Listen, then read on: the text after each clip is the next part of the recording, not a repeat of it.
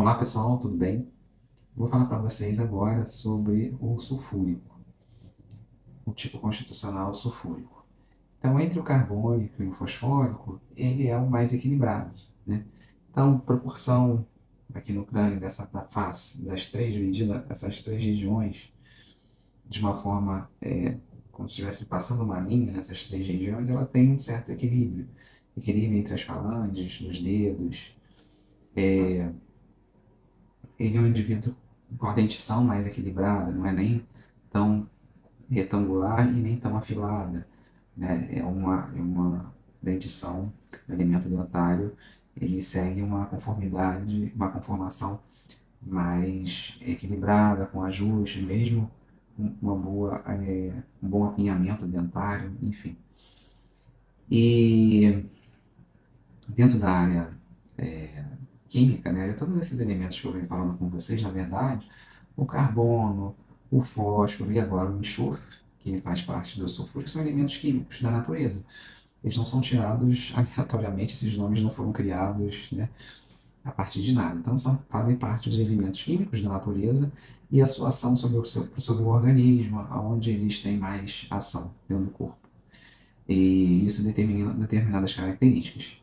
Então, o indivíduo com a predominância do enxofre sulfúrico, em casos, então, de desequilíbrios, onde ele apresenta as suas manifestações de doenças. Então, por exemplo, ele apresenta eczemas, né, aquelas queimações que eu falei do carbônico, mas com uma pele com mais supurações, né, ficam aparecendo secreções que são mais queimantes, né? A questão da queimação no sulfúrico é bem característica, né?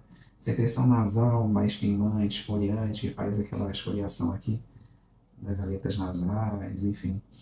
E evoluindo para secreções mucopolinas, aqueles catarros amarelados, esverdeados.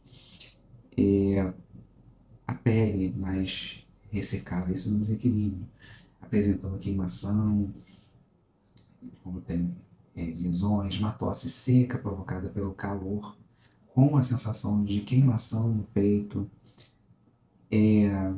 Essas são, então, algumas características. Só que dentro do sulfúrico, o sulfúrico que eu estou falando é aquele sulfúrico equilibrado. Existe, no caso, então, uma variação dentro do elemento da constituição sulfúrica, que é o sulfúrico magro e o sulfúrico esclerótico. O magro, como o nome já diz, né, é esse indivíduo que tem essa proporção morfológica, mas que já tende maior ao emagrecimento. O esclerótico, ao contrário, ele tende a ter um aumento de peso maior, mas mantendo ainda a proporção do organismo, mas já com a tendência a ganho de peso.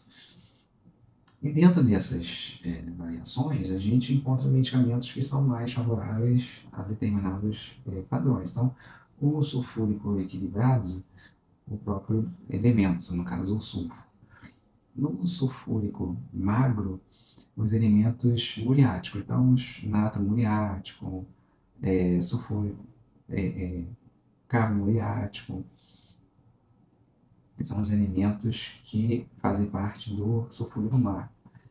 E do sulfúrico esclerótico, o carbo sulfúrico, o natro sulfúrico, enfim, são esses medicamentos que fazem parte desses elementos, alguns deles, tá? Podendo ser complementados por outros medicamentos da matéria médica homeopática, que está presente, né, no livro lá de homeopatia, com vários outros medicamentos. Então, mais uma vez, como eu havia dito, em relação ao tipo constitucional, ele ajuda o médico homeopata a, avaliando esse indivíduo, saber um pouco mais das suas tendências de doenças, de adoecimento, auxiliando de forma preventiva, no caso das crianças menores, para determinados padrões, né? Ajudando ela a ter um desenvolvimento melhor, tanto imunológico, como endócrino, metabólico, né? Nervoso, a partir do conhecimento dessa estrutura, desse organismo, das tendências pessoais e familiares. Isso ajuda de uma forma preventiva, né? A ajudar o indivíduo a ter um bom desenvolvimento e equilíbrio nas suas respostas diante das situações, diante de infecções, diante de lesões, diante do estresse físico e mental, enfim. Isso ajuda de forma preventiva e também diante do desequilíbrio da doença ou dessas manifestações, o auxílio com os medicamentos mais próximos dessa constituição do indivíduo. E lembrando mais uma vez, como eu falei anteriormente, as constituições elas podem estar presentes, o mesmo indivíduo pode ter elementos da outra constituição, e isso a gente percebe também no exame físico e nas formas de adoecimento, principalmente porque há uma herança também constitucional paterna e materna, então, além dos modos reacionais, que são as diáteses, né? Que a gente. Aliás, são outros conceitos, então quero misturar muita coisa, tá bom? Era isso que eu queria passar para vocês agora sobre o tipo sulfúrico. A questão de eu falar sobre esses elementos não significa que você está mais ou menos equilibrado do que uma outra pessoa por conta disso, não é isso, tá bom? Isso ajuda no raciocínio médico, principalmente, sobre as condições que afetam as pessoas em situações de estresse ou desequilíbrio. Bom, então deixem seus comentários aqui embaixo ou me enviem por direct. E qualquer sugestão de tema, fiquem à vontade para sugerir dentro da homeopatia, dentro da alergia. Bom, um abraço para vocês e até o próximo vídeo. Tchau.